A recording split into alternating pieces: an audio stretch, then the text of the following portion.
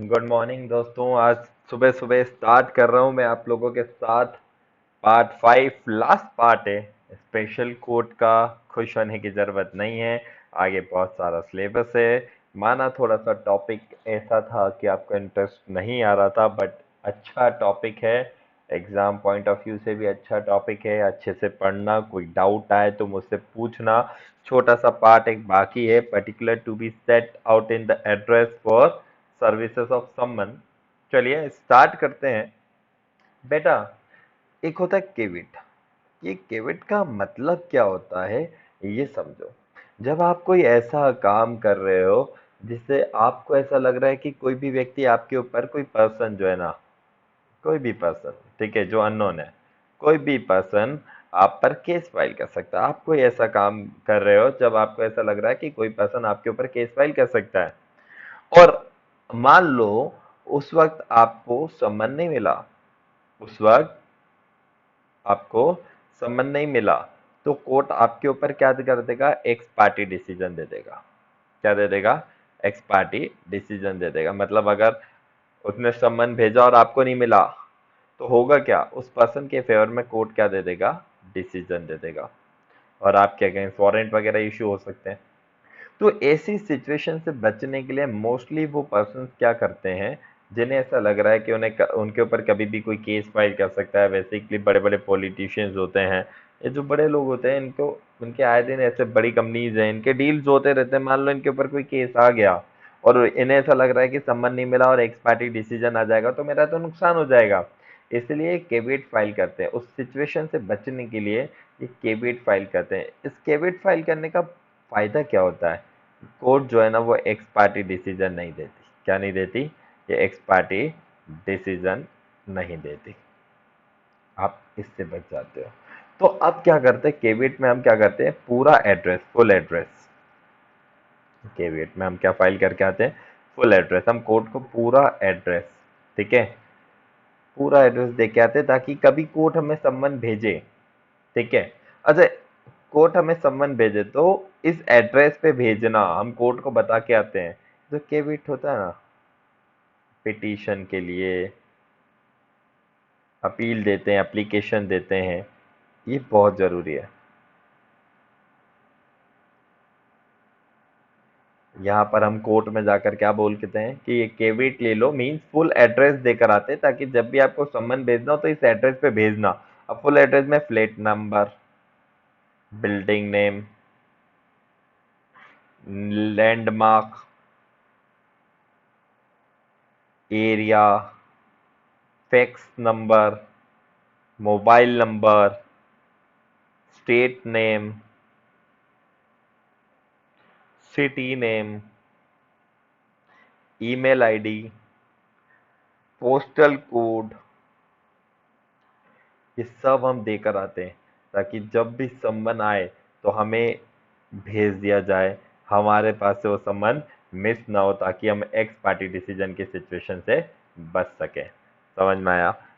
तो जो बड़े लोग होते हैं वो अगर एक्स पार्टी डिसीजन में फंस गए तो उनका बहुत नुकसान हो सकता है। इसलिए वो कोर्ट में पहले केविट फाइल कर देते हैं कि भैया कभी भी अगर ऐसा कुछ हो तो इस जगह पर, क्योंकि जिनके एड्रेसेस बदलते रहते हैं तो जाकर क्या करते हैं, केविट फाइल कर देते हैं कि फ्यूचर में इस जगह पर आपको जब भी सम्मन भेजना हो मेरे अगेंस्ट, तो आप प्लीज इस जगह पे भेजिए। ठीक है, दूसरा टॉपिक है प्रेजेंटेशन ऑफ पिटिशनर, पिटिशन और अपील। भाई पहले ही डिस्कस कर चुके हैं यार। ठीक है, आपको डॉक्यूमेंट फाइल करना है, डॉक्यूमेंट्स टू बी फाइल। क्या क्या होगा, चाहे आप पिटीशन के लिए द पिटीशन फाइल कर रहे हो, या बी होता है आप एप्लीकेशन फाइल कर रहे हो, या आप सी में केविएट फाइल कर रहे हो, ठीक है। कई बार आप इंट्रोडक्टरी एप्लीकेशन भी फाइल करते हो। ये इंट्रोडक्टरी क्या होता है ये डिस्कस करते हैं। अच्छा, मैंने आपको क्रिमिनल लॉ जब पढ़ाया था तो इंट्रोडक्टरी ऑर्डर्स वगैरह के बारे में बताया था, याद है? मीन्स जब हम इन बिटवीन द केस, क्या, इन बिटवीन द केस हम चाहते हैं किसी तरह का कोई ऑर्डर पास करवाना चाहते हैं, जैसे रामू और शामू के बीच में झगड़ा हो गया, रामू शामू के खेत में पानी छोड़े जा रहा है। अब आप केस चल रहा है, रामू क्या बोल रहा है खेत मेरा है, शामू बोल रहा है नहीं ये खेत मेरा है। दोनों के बीच में डिस्प्यूट है, तो शामू क्या चाहता है कि जब तक डिसीजन आ जाए आप इसको बोलो कि ये क्या करे, पानी छोड़ना बंद करे ताकि मेरी फसलें ना खराब हो। तो यहाँ पर क्या है, इन बिटवीन द केस आप एक ऑर्डर पास करवाना चाहते हो, क्या करवाना चाहते हो, तो इस कॉल्ड इंटरिम ऑर्डर। इसे हम क्या बोलेंगे, इंटरिम ऑर्डर। तो इस इंटरिम ऑर्डर को लेने के लिए जो एप्लीकेशन दी जाती है उसे हम क्या बोलते हैं, इंट्रोडक्टरी एप्लीकेशन। आई बात समझ में। फिर हम डॉक्यूमेंट्स फाइल करेंगे, सारे डॉक्यूमेंट मतलब उस झगड़े से रिलेटेड जो भी डॉक्यूमेंट्स है, ठीक है। आप अपील कैन बी फाइल्ड, आप अपील भी फाइल कर सकते हो, ठीक है। ये सब डॉक्यूमेंट फाइल कर सकते हैं, इनकी ट्रिप्लिकेट, अच्छा डॉक्यूमेंट्स कितनी कॉपी में जाएंगे मैंने पहले ही बताया था, फटाफट बोलो। ट्रिप्लिकेट कॉपी में सबमिट करेंगे। अपील करने वाला पर्सन जो होता है ना, वो अपीली अप्लीकेंट कहलाता है, और केस फाइल करने वाला, ठीक है, पिटिशनर कहलाता है, ठीक है। तो भैया पिटीशन फाइल करने वाला पिटिशनर कहलाता है, और जवाब देने वाला रिस्पोंडेंट कहलाता है। तो ये अपील फाइल करने वाला कौन होता है, फटाफट बोलो, अप्लीकेंट। अगर आप केस पिटीशन फाइल कर रहे हो तो यहाँ पर क्या बोलेंगे हम आपको, पिटिशनर। जो अपोजिट पार्टी होती है उसको हम क्या बोलेंगे, रिस्पोंडेंट। यही लोग इन अच्छा डॉक्यूमेंट्स कौन फाइल करेंगे, यही लोग। अब किस तरह से डॉक्यूमेंट फाइल करेंगे, या तो खुद कर लें या इन पर्सन कर लें, या किसी अथोराइज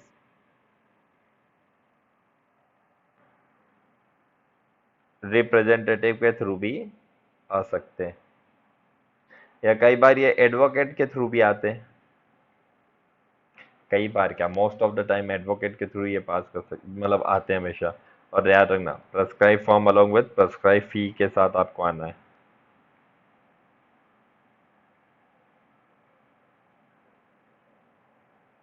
क्लियर है। तो ये बात अभी तक आपको बहुत अच्छे समझ में आ गई। तो यहाँ पर हम लोगों ने समझ लिया कि अपीलेंट, अप्लीकेंट कैसे कहते हैं, अपील करने वाले को, पिटीशन फाइल करने वाले को पिटिशनर, और अपोजिट पार्टी को रिस्पोंडेंट जो जवाब देता है, ठीक है। फाइल कैसे करेंगे, prescribe form along with prescribe fee, या तो इन पर्सन कर दो, या ऑथोराइज रिप्रेजेंटेटिव के थ्रू, या एडवोकेट के through. Most of the time हम एडवोकेट के थ्रू ही जाते हैं। In case of non compliance, obvious ही बात है, इनमें से कोई नॉन कंप्लाइंस किया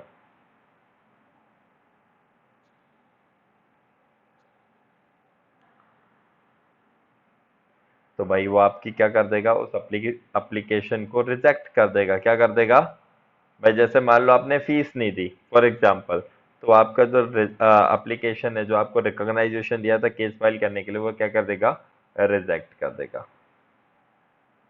अच्छा, डॉक्यूमेंट सर्टिफाइड होने चाहिए, document to be certified bye,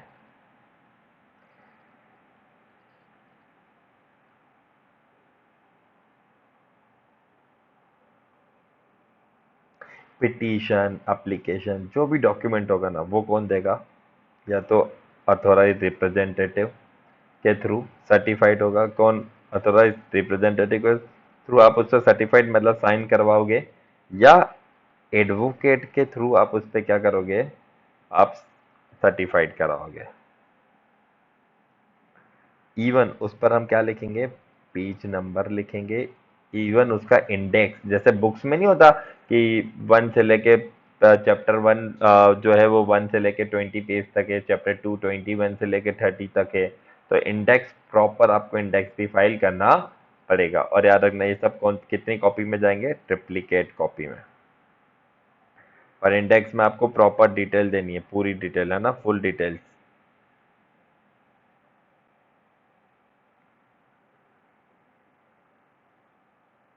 copy of document to be serve the opposite party, हाँ भैया, आपके जो डॉक्यूमेंट है ना, अच्छा ये किसको, पिटिशनर को, ये डॉक्यूमेंट्स की एक डॉक्यूमेंट्स की एक कॉपी किसको अवेलेबल करानी है भैया, बोलो अपोजिट पार्टी को, किसको, अपोजिट पार्टी को। फटाफट बोलो यार, इतना बैठते नहीं है, फालतू टाइम पास करने थोड़ी आए हैं अपन, पढ़ने आए। बोलो फटाफट। पिटिशनर क्या करेगा? क्यों? क्योंकि कोर्ट को भी तो अपना टाइम सेव करना है ना। कोर्ट भी तो अपना टाइम सेव करना चाहती है, डायरेक्ट तुमको बोल देती है कि भैया तुम मेरे पास केस लड़ने आ रहे हो ना, तो एक कॉपी सामने वाले को भी दे दो, ताकि उसको पता रहे कि कोर्ट में डिस्कस किसके ऊपर करना है, कौन से मैटर्स के ऊपर डिस्कशन किया जाएगा।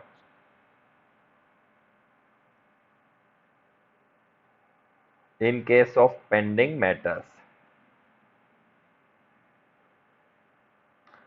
जो भी पेंडिंग मैटर्स हैं, आप इसको एडवांस में दो। अथोराइज रिप्रेजेंट मतलब, या उसके अथोराइज रिप्रेजेंटेटिव किसको?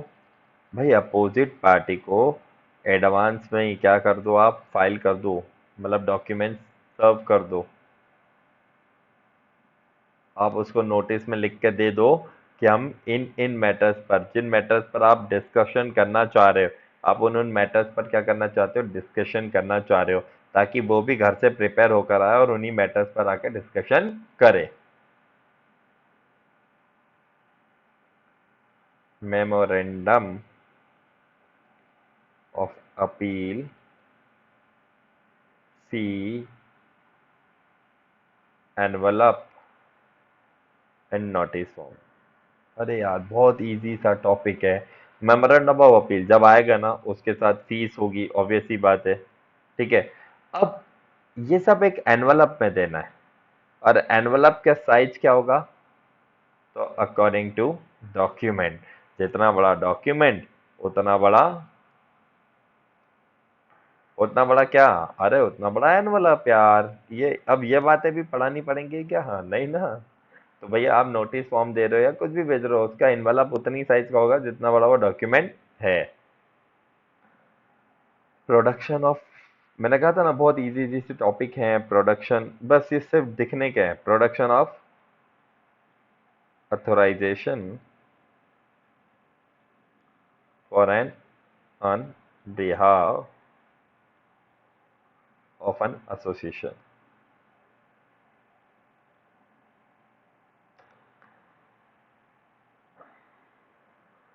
अगर कोई पर्सन ट्रिब्यूनल में कहता है कि मैं किसी एसोसिएशन का रिप्रेजेंटेटिव है, ठीक है, मान लो कंपनी, अब कंपनी तो खुद केस लड़ने नहीं आ सकती, नहीं कंपनी या कोई एसोसिएशन है। अब कोई पर्सन आया ट्रिब्यूनल के सामने, है ना, मान लो ये अपने पास चावला जी आए। चावला जी आकर बोलते हैं मैं रिप्रेजेंटेटिव हूँ। कौन हूँ? मैं इस एसोसिएशन के बिहाफ पर रिप्रेजेंटेटिव हूँ। कौन हूँ मैं? रिप्रेजेंटेटिव हूँ। तो यहाँ पर हम कैसे मान लें? हम मान लेंगे कि अगर तुम रिप्रेजेंटेटिव हो भैया चावला जी? नहीं, हम नहीं मानेंगे। तो हम उससे बोलेंगे रिजोल्यूशन, जब भी कोई एसोसिएशन या कंपनी किसी को रिप्रेजेंटेटिव अपॉइंट करती है, तो उसको क्या देती है, उससे उसके लिए बोर्ड मीटिंग में रिजोल्यूशन पास होता है, तो हम उससे रिजोल्यूशन की कॉपी क्लेम मांगेंगे। क्या करेंगे? हम डिमांड करेंगे कि भैया लेकर आओ रिजोल्यूशन की कॉपी। ठीक है, रेजोल्यूशन की कॉपी डिमांड करेंगे। इवन रजिस्ट्रार, ठीक है, को ट्रिब्यूनल का ट्रिब्यूनल चाहे, रजिस्ट्रार चाहे तो अदर डॉक्यूमेंट्स भी कॉल कर सकता है, ताकि हम ये अश्योर कर लें कि हाँ यही व्यक्ति क्या है, अथोराइज रिप्रेजेंटेटिव है एसोसिएशन का। ठीक है। तो यहाँ पर हम रजिस्ट्रार जो है वो डॉक्यूमेंट अदर मतलब और अदर डॉक्यूमेंट भी बुलवाना चाहे, फर्दर इंफॉर्मेशन भी कॉल करना चाहे, तो वो इंफॉर्मेशन कॉल कर सकता है। ठीक है, रजिस्ट्रार के पास ये पावर है। Document to be proved.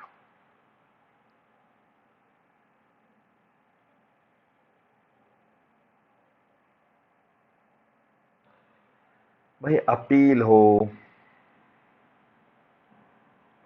Application हो, पिटीशन हो, प्रोसीडिंग हो, कुछ भी आप फाइल कर रहे हो, किसके ब्याह पर? एसोसिएशन के ब्याह पर। तो पहले हम वेरीफाई करेंगे। क्या करेंगे? उसे वेरीफाई करेंगे कि आप रिप्रेजेंटेटिव है या नहीं। ठीक है। तो एप्लीकेशन के साथ आपको क्या करना पड़ेगा? इस पर्टिकुलर इन सारी चीज़ों के साथ, एप्लीकेशन के साथ, अपील के साथ, पिटीशन के साथ, या जो भी आप फाइल कर रहे हैं इसके साथ आपको रेजोल्यूशन की कॉपी अटैच करनी पड़ेगी। क्या करना पड़ेगी? रेजोल्यूशन की कॉपी अटैच करनी पड़ेगी ताकि हम श्योर कर लें कि हाँ ये वही व्यक्ति है जो अथोराइज रिप्रेजेंटेटिव है किसका? कंपनी का। ठीक है, जो भी प्रोसीडिंग के लिए आप रिप्रेजेंटेशन के लिए आए हैं तो इनके ब्याह पर आपको उसकी लिस्ट देनी पड़ेगी। जिन पर्सन आप रिप्रेजेंटेटिव के रूप में जिनके ब्याह पर आए ना, रिप्रेजेंटेटिव को लिस्ट देनी पड़ेगी। किसकी देनी पड़ेगी? लिस्ट। जिस एसोसिएशन के नाम, एसोसिएशन के ब्याह पर वो आए हैं या जिस पर्सन के ब्याह पर वो आए हैं उनके नेम की लिस्ट देनी पड़ेगी। कि जो भी प्रोसीडिंग के लिए वो रिप्रेजेंटेशन के लिए आया उसकी किनके ब्याह पर आया उसके लिए उसको लिस्ट देनी पड़ेगी। पर्पस क्या है?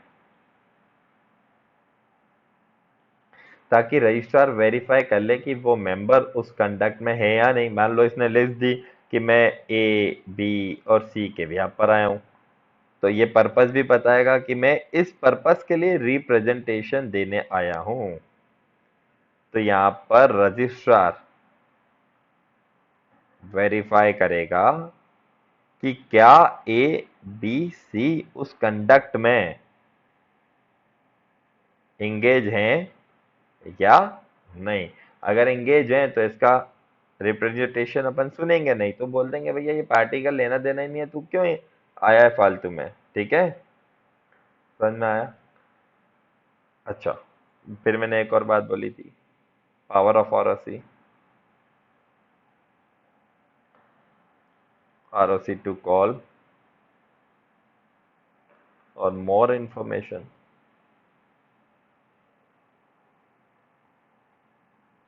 हाँ, तो अगर वो आरओसी सेटिस्फाइड नहीं है, क्या नहीं है? सेटिस्फाइड नहीं है, तो वो फर्दर इंफॉर्मेशन कॉल कर सकता है। मैंने आपको पहले ही बताया। अरे बोलो ना यार, हाँ कर सकता है, फर्दर इंफॉर्मेशन कॉल करने का पावर है आरओसी के पास। ठीक है, अरे इतना बोर नहीं होना। 10 मिनट्स का टॉपिक है, बस खत्म। 5 to 7 मिनट्स में टॉपिक खत्म हो जाएगा। ज्यादा बड़ा टॉपिक थोड़ी बचा, लास्ट टॉपिक है बस। Okay, right of a party.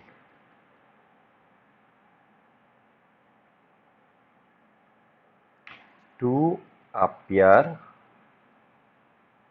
before the tribunal। माना तुम मेरी टांग नहीं खींच पा रहे हो तो मनी मन में जोक पास कर दो। मैं क्या मना कर रहा हूं, मैं मान लूंगा कि तुमने जोक दे दिया। अच्छा, लास्ट टॉपिक है, इसके बाद आपका ये टॉपिक मतलब चैप्टर खत्म हो जाएगा और फिर हम लोग एक नया चैप्टर स्टार्ट करेंगे। तो प्लीज मुझे व्हाट्सअप कर देना कौन से चैप्टर का वीडियो आप चाहते हो। तो स्टार्ट करते हैं लास्ट टॉपिक। देखो, ना कि केवल कंपनी, दूसरी पार्टी में गवर्नमेंट भी हो सकती है।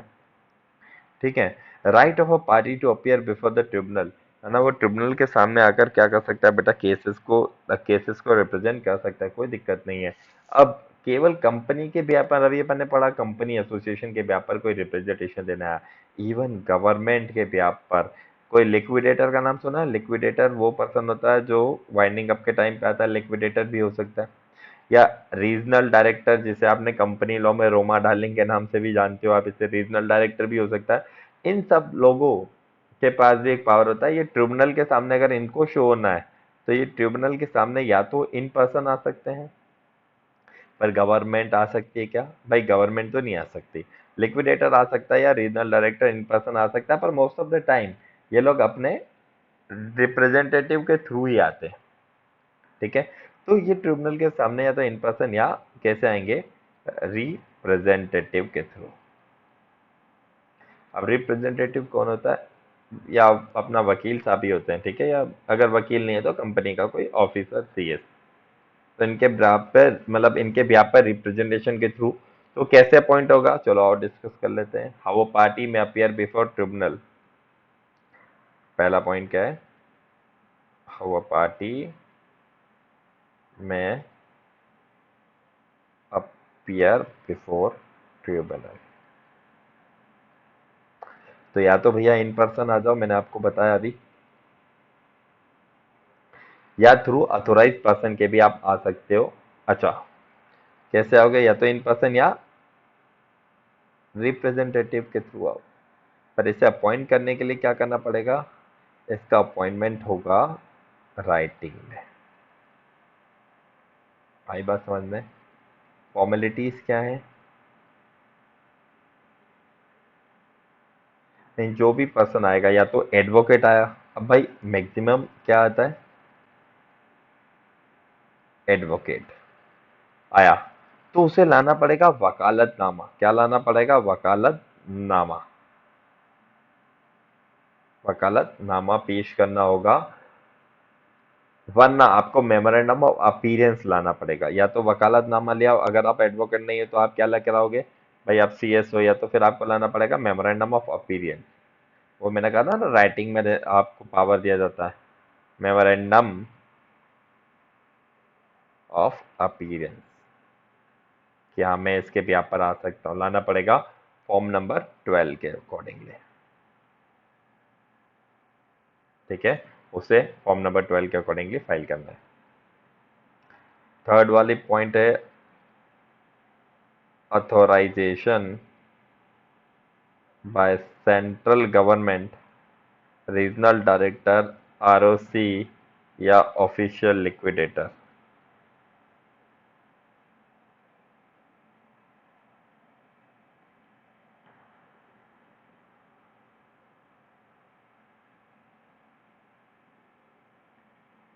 चलिए, ये लोग खुद तो जाएंगे नहीं भाई, ये बड़े लोग होते हैं, तो ये अपने रिप्रेजेंटेटिव है, तो कम से कम ये लोग जूनियर टाइम, अच्छा इनके ब्याह पर कौन जाएगा, not below the rank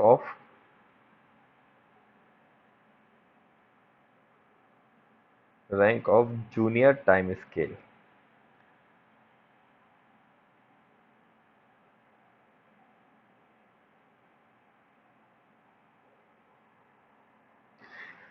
junior time scale की रैंक से निचला ऑफिसर इनके ब्याह पर नहीं जा सकता। फॉर एग्जाम्पल, जैसे आप आईएएस ऑफिसर अपॉइंट होते हैं, एज आईएएस ऑफिसर आप अपॉइंट हुए, तो आईएएस ऑफिसर अपॉइंट होते हैं तो उसमें 4 स्केल्स होते हैं। कितने स्केल्स, और जो सबसे लोअर स्केल होता है उसे बोलते हैं जूनियर टाइम स्केल। क्या बोलते हैं, जूनियर टाइम स्केल। मतलब अगर आपके ब्याह पर कोई रिप्रेजेंटेशन देने आ रहा है तो मिनिमम उसे जूनियर टाइम स्केल का ऑफिसर तो उसको अपॉइंट करना ही पड़ेगा।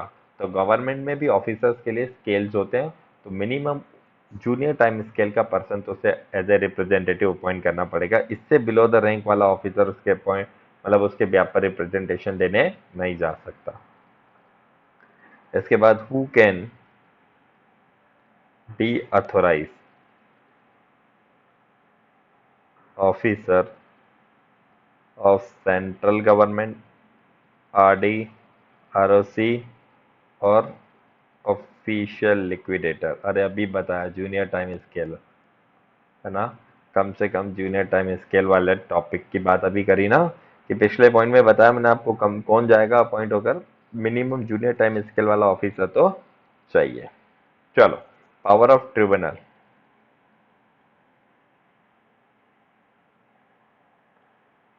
To call ROC. भाई देख, ये वाली बात बहुत अच्छी बात है। आज की तारीख में कंपनीज सारी डिटेल्स ऑनलाइन फाइल करती हैं, किसको, आरओसी। आपने देखा ना MCA 21 की साइट पे, अगर ट्रिब्यूनल को कोई इंफॉर्मेशन चाहिए, ठीक है, ट्रिब्यूनल को कोई इंफॉर्मेशन चाहिए, तो वो डायरेक्ट पार्टी की जगह, ठीक है, वो डायरेक्ट आरओसी से भी कॉल कर सकती है और आरओसी को इंफॉर्मेशन देनी पड़ेगी। लेकिन जब वो आरओसी से कॉल करेगी, ठीक है, तो उसे पर्पस बताना पड़ेगा, ताकि आरओसी अपने पास रिकॉर्ड कर ले कि ट्रिब्यूनल के सामने कौन सा केस चला है। मतलब आरओसी को भी पता चल जाए कि ट्रिब्यूनल के सामने किस चीज का ये अपीयरेंस हो रहा है। तो हम यहाँ पे ट्रिब्यूनल क्या बताएगा, आरओसी को पर्पस बता देगा, ताकि आरओसी अपने यहाँ रिकॉर्ड कर ले। आरओसी के पास सारी अपडेट्स होनी चाहिए। तो भैया यहाँ पर बोला गया है कि कंपनीज आजकल सब ऑनलाइन फाइल करती हैं, जैसे MCA 21 वगैरह पे। तो अगर ट्रिब्यूनल को कोई इन्फॉर्मेशन चाहिए तो कंपनी से न मांगने की बजाय वो आरओसी से भी मांग सकता है। और ट्रिब्यूनल जो है वो राइटिंग में कॉल करती है, याद रखना, है ना। तो ये जो कॉल करेगी ना इन्फॉर्मेशन, ये राइटिंग में करेगी। और पर्पस भी बताएगी, ताकि आरओसी को भी पता चल जाए कि ये काम हो रहा है। ठीक है, चलो लास्ट टॉपिक पे जाते हैं। Prohibition on recording the bench proceeding. ये अच्छा टॉपिक है। कुछ भी नहीं है इसके अंदर, इसलिए बहुत अच्छा है। राइटिंग पे मत जाना लाला, बहुत बार समझाया है।